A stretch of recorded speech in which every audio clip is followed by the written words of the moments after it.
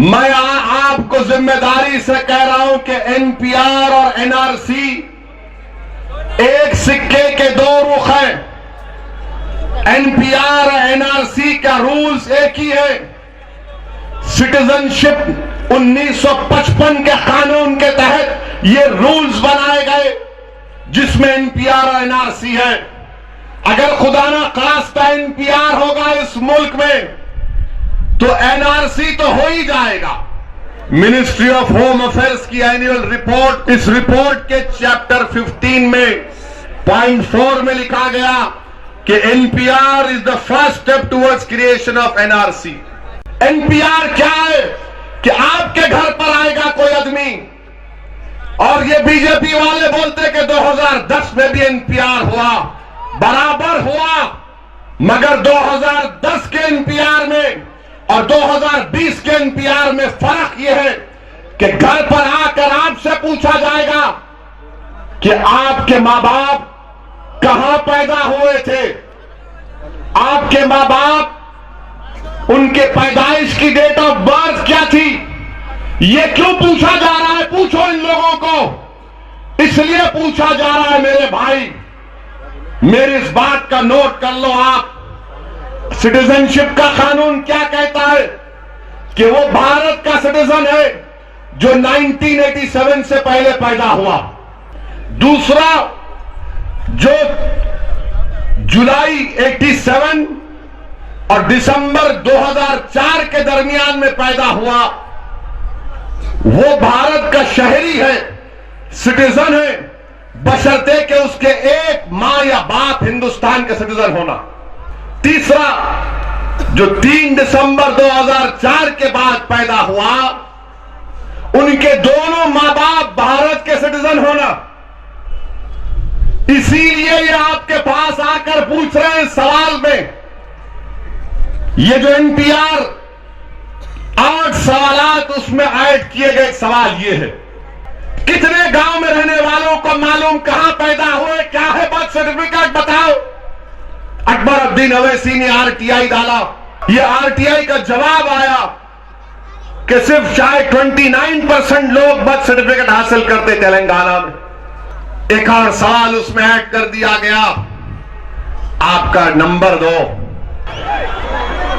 तीसरा पूछेंगे आधार कार्ड दो, आधार कार्ड का है तो बता दो। ऐसे 8 नए चीजें उसमें।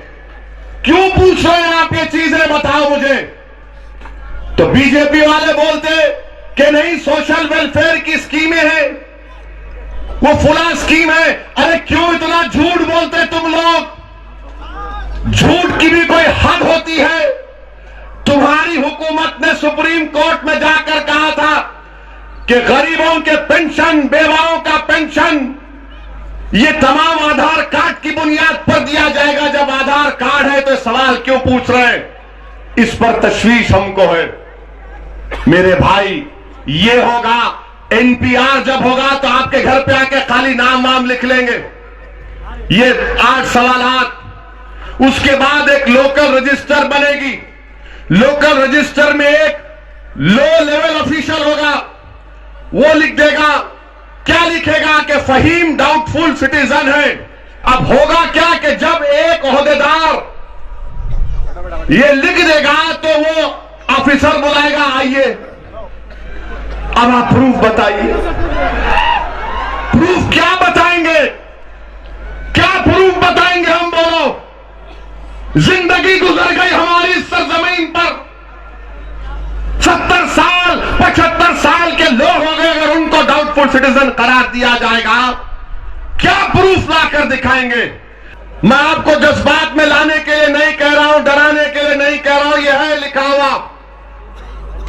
अगर जो फाइनल लिस्ट जब बन जाएगी, लोकल लिस्ट बनकर जब आपको डाउटफुल सिटीजन करार दिया जाएगा तो आपको 30 दिन में अपील, और फिर मेरे ख्याल से 90 डेज का टाइम है वो ऑफिसर को डिसाइड करने का। वो अगर नहीं करता, आप केस हो जाकर फॉरेस्ट ट्रिब्यूनल में केस लाओ, और हो सकता है कि डिटेंशन सेंटर में आपको डाल दे। और ये आसाम में हुआ। आसाम में क्या हुआ कि ऑब्जेक्शन 1,80,000 डाला गया?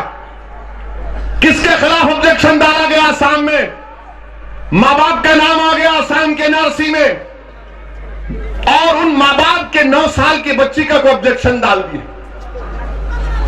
मां बाप का नाम आ गया, 9 साल की बच्ची का नाम नहीं आया, ऑब्जेक्शन डाल दिया। अब वो फिर रहे हैं, लड़ रहे हैं। इसीलिए एनपीआर और एनआरसी एक सिक्के के 2 रुख हैं।